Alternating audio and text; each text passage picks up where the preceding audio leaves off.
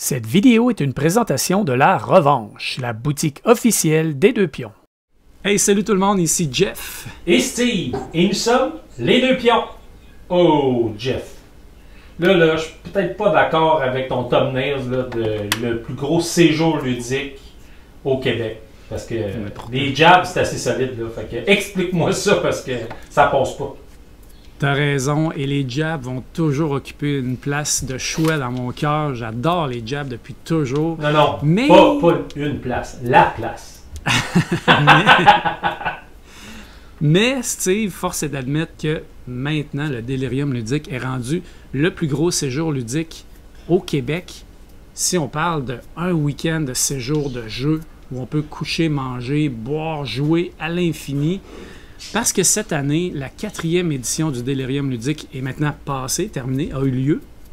Oui, et on a accueilli pour un week-end plus de 370 personnes, autour de 375 environ.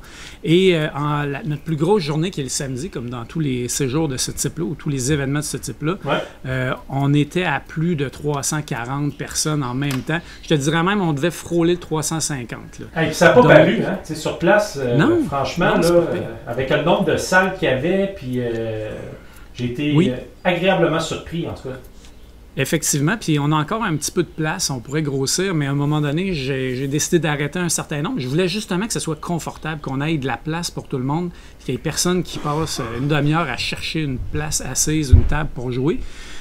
Mais là, cette année, j'ai vu ce que ça donnait, parce que c'est notre plus gros week-end des quatre éditions, donc c'est la fois où on a le plus de monde. Ça m'inquiétait, j'ai beaucoup de crainte, je veux que ça soit... Là, je te reconnais. C'est ça. Je veux que tout soit ça coche. Je veux que ça soit parfait. Je veux que les gens aient du fun du début jusqu'à la fin. Je veux pas qu'il y ait d'accrochage. Fait que je voulais pas qu'il manque de place.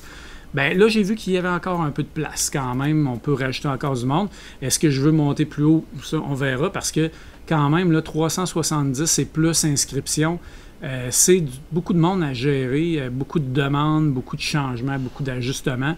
Mais je veux te dire, c'était vraiment le fun. Hey, ceux qui ne sauraient pas c'est quoi, Steve, le Delirium ludique, peut-être que tu pourrais nous le dire, parce que nous, on a une expérience différente du Delirium ludique, évidemment. Moi, je suis l'organisateur, et toi, tu es un grand consommateur depuis toujours, même que tu as souvent participé comme bénévole. Exact. Cette année, tu es venu en tant que joueur. Ouais, donc, c'est quoi pour toi le Delirium ludique? Ben, c'est un événement où ce que tu décroches de j'allais dire de ta vie, là, mais tu décroches de ton quotidien, puis que là, tu t'en vas t'enfermer. C'est comme une retraite. Les gens qui font des retraites pour méditer. Ou nous autres, on s'en va faire une retraite pour jouer. Fait que c'est ça le Delirium, où ce que tu dors sur place et tu joues. Puis tu prends un petit peu de temps pour manger. Oui, un petit peu de temps pour dormir aussi. C'est drôle que tu dises ça, c'est comme une retraite, une place où tu décroches de la réalité, parce que, tu sais, je croise beaucoup de monde, évidemment, là-bas. Puis je parlais avec Anne-Sophie, pas Anne-Sophie, oui, il me semble que c'est Anne-Sophie, en tout cas, peu importe. Je parlais avec quelqu'un là-bas qui est parent de trois jeunes enfants. Et évidemment, tout le monde qui est parent de 3 enfants sait ce que ça veut dire. Ça veut dire des très petites nuits de sommeil, toujours occupé. Puis elle est venue au Delirium, contrairement à la plupart du monde qui vont dormir beaucoup moins que dans leur quotidien. Elle venait au Delirium pratiquement pour se reposer. Elle n'avait jamais dormi aussi longtemps depuis un méchant bout. Alors que ses nuits étaient quand même très courtes. Tu sais. Mais oui, il y en a pour tous les goûts. Et c'est très, très... Écoute, ce que je dis aussi, c'est que tu peux arriver au Delirium ludique, tu sors de ta voiture, tu rentres dans l'édifice, tu mets tes pantoufles, puis tu restes en pantoufles tout le week-end. Ah oui, c'est ça. Quand tu dis une retraite, là, c'est vraiment, là, t'es cloîtré. Tu restes là. Oui. C'est un ancien site religieux en plus, fait que c'est la on est thématique. Exactement. Ceux qui ne sauraient pas ou qui voudraient en savoir plus, c'est juste, vous pouvez aller voir deliriumludique.com. C'est un événement que j'organise peut-être dans la vidéo. Oui. Puis c'est un événement que j'organise depuis maintenant 4 ans. En fait, ça fait 5 ans, mais on a eu une année COVID où on a fait un Delirium ludique virtuel. Mais ça fait 4 éditions en présentiel qu'on fait. On accueille plus de 300 joueurs à chaque fois qui viennent pour manger sur place, boire sur place, manger et boire sur place, dormir sur place, jouer sur place, tout ça dans le même édifice. Et tu te casses pas la tête. Là. Exact. Puis aussi, ce qui est intéressant, c'est vraiment le... Parce qu'il faut noter que nos principales commanditaires des Deux Pions sont tous sur place. T'sais. On a pensé à ILO, Randolph était là, La Revanche, Asmodée. Oui, Asmodée était sur place. Asmodée, fait que, tu sais, puis moi, c'est ce que j'aime du Delirium, c'est aussi le petit côté découverte. Ouais. Tu sais, où ce que tout le monde amène des jeux qui sont pas nécessairement sortis encore. Fait qu'on peut vraiment les essayer puis se faire une tête déjà avant que le jeu sorte. Puis des fois, moi en tout cas, j'ai fait une couple de belles découvertes qu'on pourrait parler, tu parlais tantôt là, des. Ben oui. Mais on pourrait finir sur notre idée de départ, par exemple, parce qu'on disait que c'est le plus gros séjour ludique au Québec, puis on explique un peu sur un week-end, mais faut pas oublier qu'il y a des activités ludiques qui sont plus grosses quand même que le Delirium. On va prendre juste par exemple les jabs, parce qu'on a commencé un peu par ça en se taquinant. Tu es dans l'organisation des jabs, on disait, on s'aime beaucoup, on est deux organisations sœurs, si on veut, on n'est pas en compétition, on s'encourage l'un l'autre. Mais les jabs, c'est quand même plus gros que le Delirium ludique parce que c'est une activité qui est sur 2 semaines. Donc sur 2 semaines, il y a on atteint plus de joueurs de manière générale. Exact. Ouais. Exactement. Il y a moins de monde un petit peu par week-end, mais sur le total, il y a plus de monde que le Delirium. Il y a aussi d'autres salons qui sont plus gros même que les Jabs et le Delirium, comme je prends entre autres le salon du jeu et du jouet qui va y avoir bientôt à Québec. Je pense qu'il y a autour de 9-10 000 personnes qui vont faire une tournée là-bas, mais c'est différent. C'est un salon. Tu rentres tu vas boire à 10 h le matin. C'est ça. Tu rentres à 10 h le matin, tu ressors à 2-3 heures, tu sais, puis tu as terminé. Tandis que nous, les Jabs, le Delirium, c'est vraiment un séjour. Là. Tu t'en vas là, puis comme je trouve que le terme retraite, là, c'était très, très beau. Tu t'en vas là, tu arrives le vendredi matin, tu repars le dimanche après-midi, 16 h. Puis honnêtement, pour ceux qui diraient... Parce qu'il y en a qui vont dire hey, « ça n'a pas de sens jouer tout ce temps-là, c'est fou, vous devez être écœuré à la fin. » Non. Même pas. C'est ça qui est fou, c'est que c'est tellement le fun, c'est tellement... une ambiance de détente, de camaraderie avec tout le monde. Tu peux jouer avec plein de monde, tu rencontres plein de monde. C'est pas juste jouer. J'aimerais ça jumper in sur le mot camaraderie. Je trouve que, tu sais, veut pas, on voit le même monde. T'sais, moi, je fais les jabs, je fais le Delirium, puis on se reconnaît, on se revoit, puis hey, salut Steve, hey, salut, comment ça va? Puis ouais, t'as-tu joué à tel jeu? Puis là, on se parle de nos dernières découvertes. Tu sais, puis. C'est comme si on était une grande famille où on se connaissait tous. Je trouve ça beau. Tu t'installes, tu questionnes quelqu'un sur un jeu. Ah oui, puis tout le monde, c'est une passion. Hein? Fait qu'on est tous contents d'en parler de nos jeux quand quelqu'un s'arrête et discute. Fait que les gens qui ne connaissent pas disent moi, mon événement, je suis tout seul, je suis un peu gêné. Tu arrives avec un groupe, y a-tu de la place? Tout le monde, ben oui, viens t'asseoir, justement, on a une place. Puis, fait que c'est vraiment des événements. C'est une belle communauté. Je tiens à souligner ça. Puis on a un système particulier au Delirium, un système de ballons gonflés à l'hélium, des rouges et des jaunes, qui aident en plus ce principe-là de camaraderie puis d'entraide. On a des ballons rouges pour les gens qui ont besoin d'explications. Fait que si tu vois un ballon rouge qui flotte, tu sais que cette personne-là aimerait se faire expliquer le jeu. Puis il y a beaucoup de monde qui, naturellement, c'est pas juste des bénévoles du Delirium ludique, il y a des gens qui vont jouer là, qui sont pas bénévoles du tout, qui vont voir le ballon rouge. Ah, je peux te l'expliquer. Je vais prendre 15-20 minutes, je t'explique ça. Puis des fois même, c'est comme, ben voulez-vous que j'embarque? Tu sais, vous êtes 3, on pourrait jouer à 4. Ah ben oui, embarque. Puis on a aussi des ballons jaunes pour ceux qui ont besoin d'un joueur additionnel. Fait que j'ai vu des ballons jaunes tout le week-end avec du monde qui allait se joindre à des groupes. Ouais. Puis il y a des gens qui viennent tout seuls.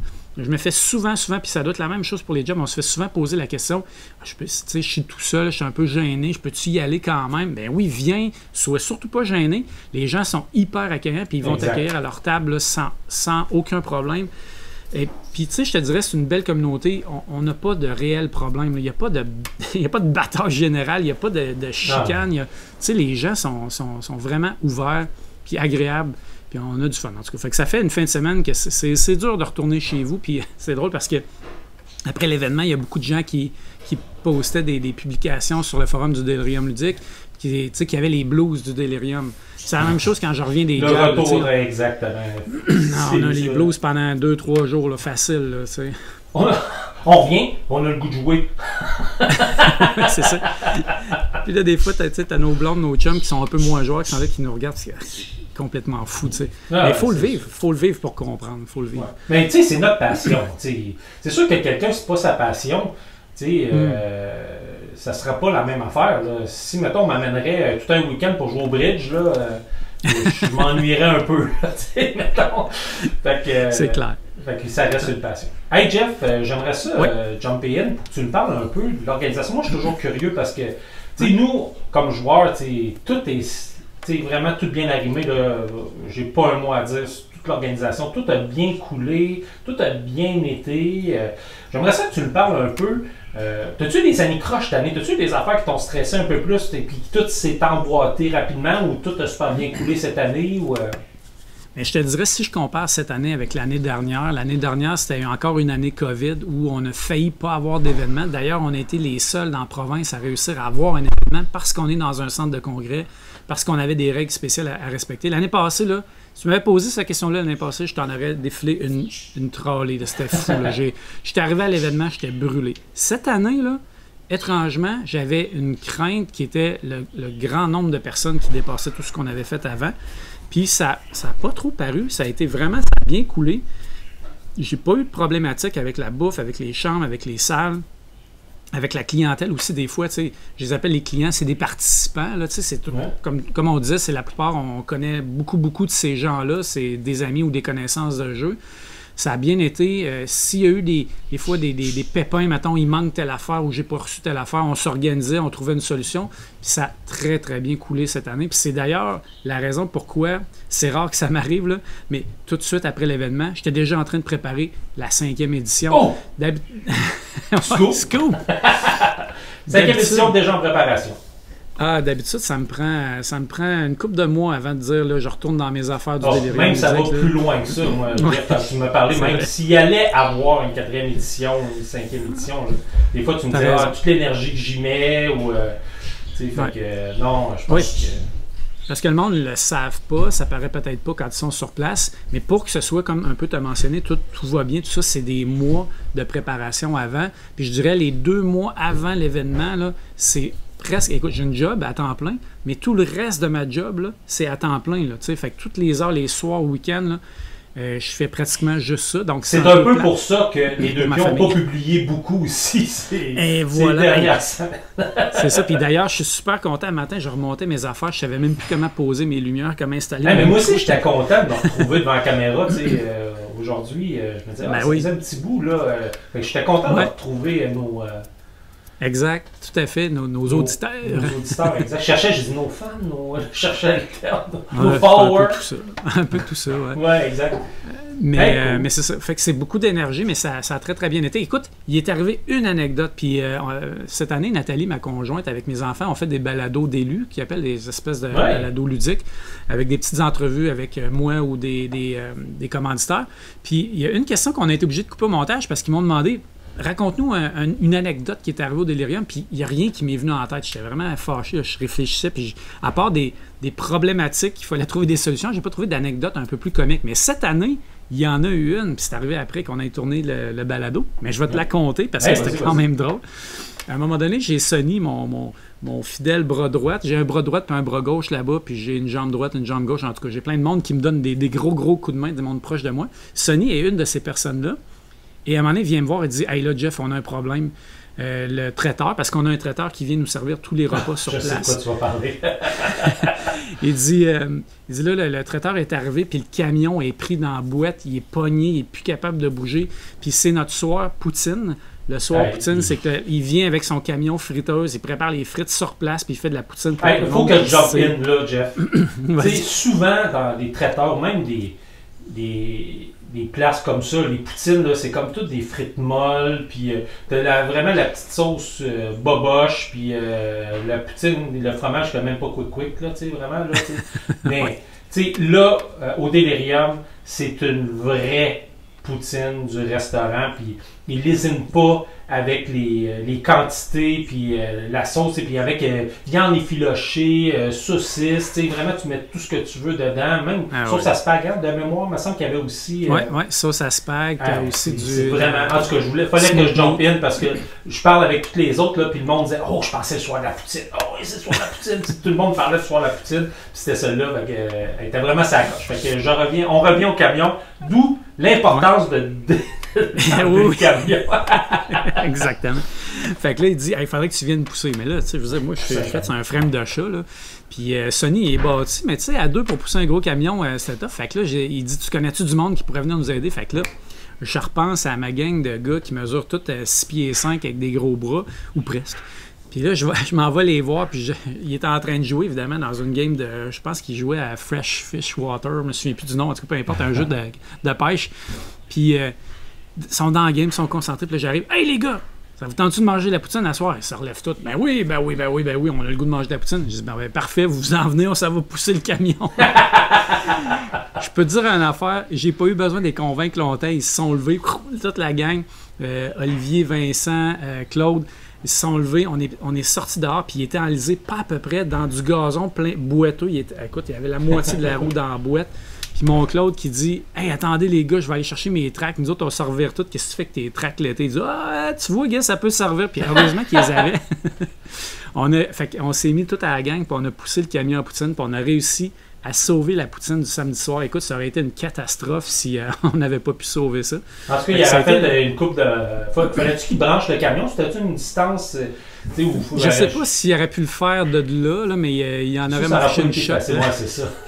En plus, il était dans une côte, parce qu'il y a 2 portes, puis il voulait comme monter à la porte la plus proche, mais finalement, ça n'a pas été une bonne idée pour lui. Mais écoute, on a réussi à sauver le soir de la poutine grâce à ces gars-là, que je remercie encore une fois. Mais ça fait une belle anecdote à raconter. Ben oui, c'est bon.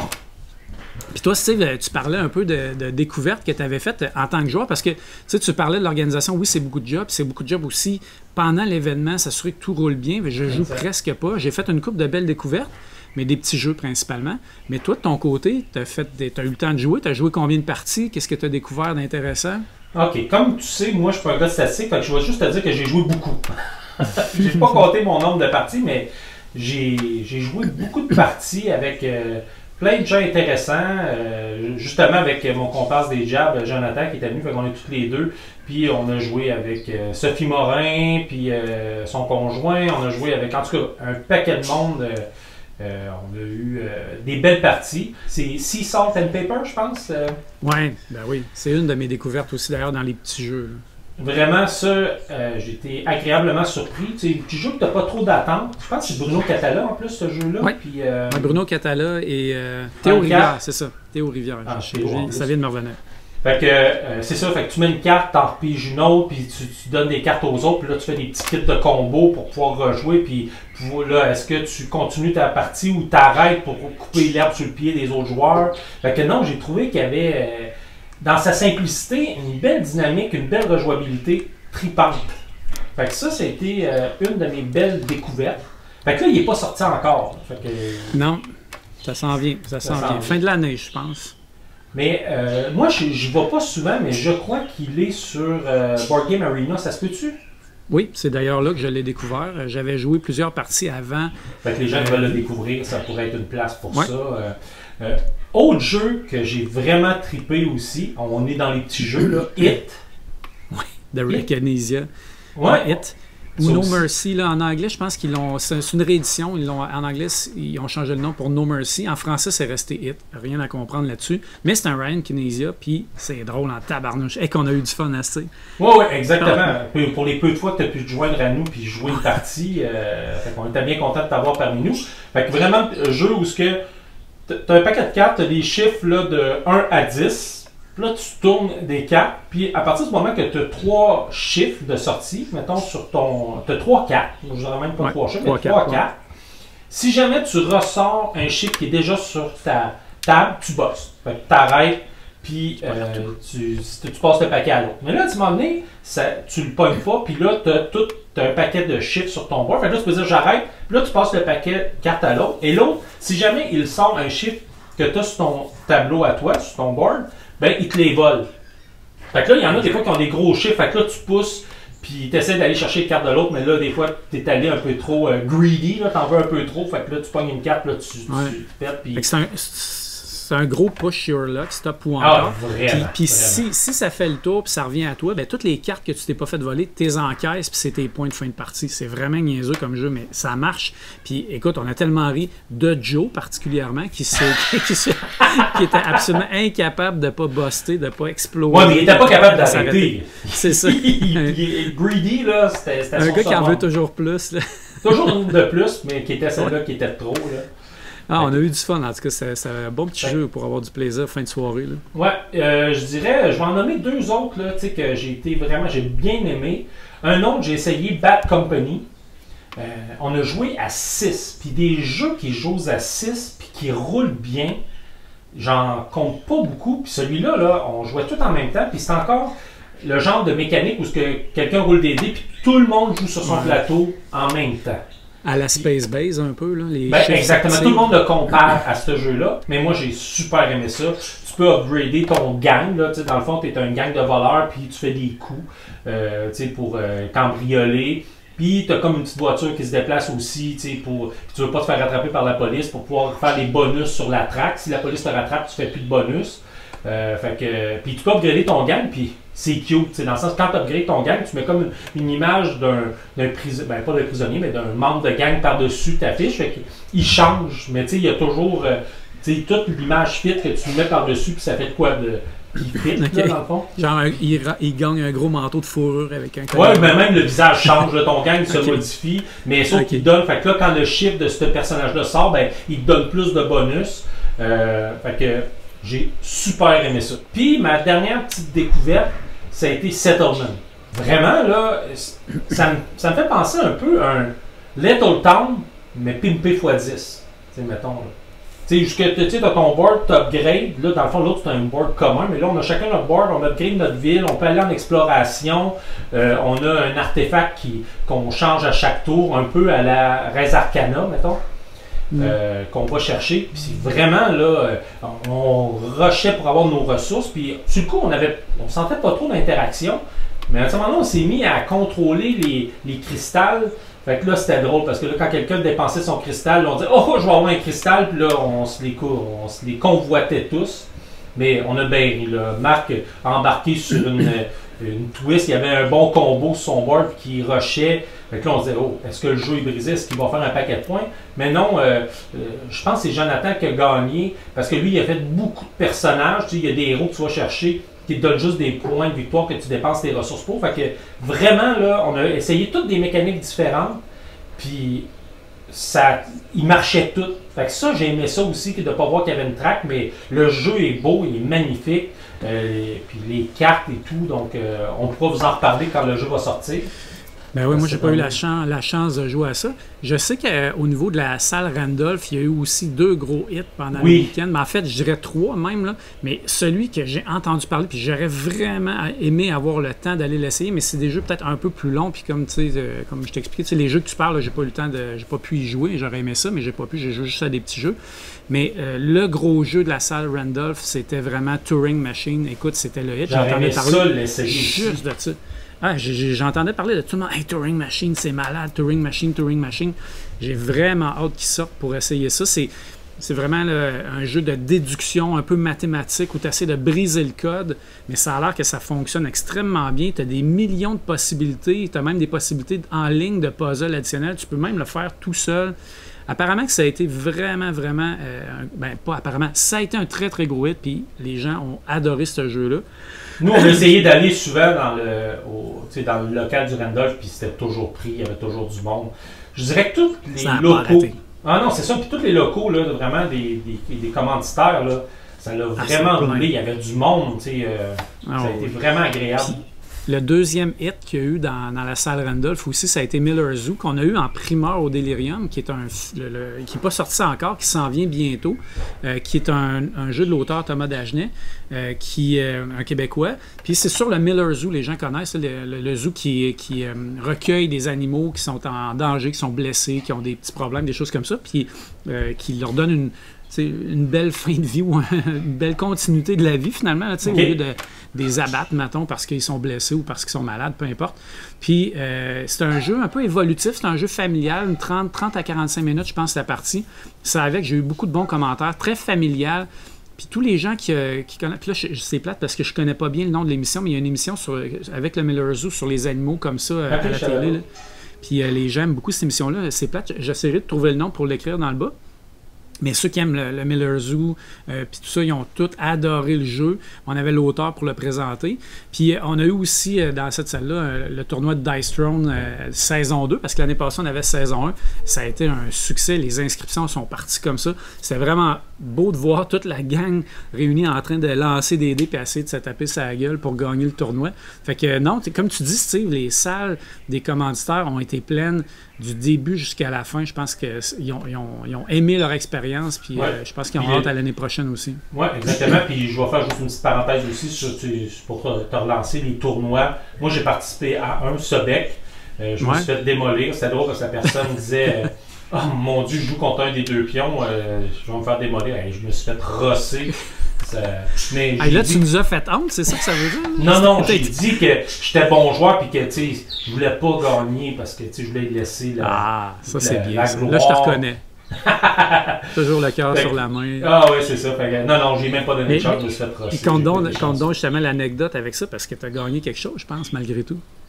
Oui, j'avais dit à la personne, j'ai dit, garde, si jamais, parce que Marc nous avait donné un jeu Sobec, fait que il en faisait tirer. Fait que j'avais dit à mon comparse contre qui jouait, j'ai dit si jamais je gagne le jeu, je vais te le donner.